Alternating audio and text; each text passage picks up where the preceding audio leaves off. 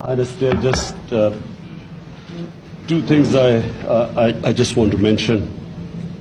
Number one, that we have during Hajj, we have people going to Saudi Arabia, and we would just like to request you, for the sake of the Hajis, that we have immigration done in Pakistan in the three big cities. Reason being that it's easier for Saudi Arabia as well as it's easier for us, and especially for Hajis who save all their money for years to go for Hajj, and some of them are old, so we would just request you that, number one, that to allow them to do their immigration in Pakistan.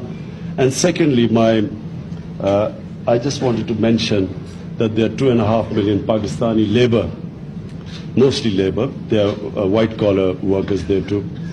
And I just want to say, Your Highness, that these are people very close to my heart. They are very special people who leave their families, who take all the trouble just to go away to earn a livelihood for their families.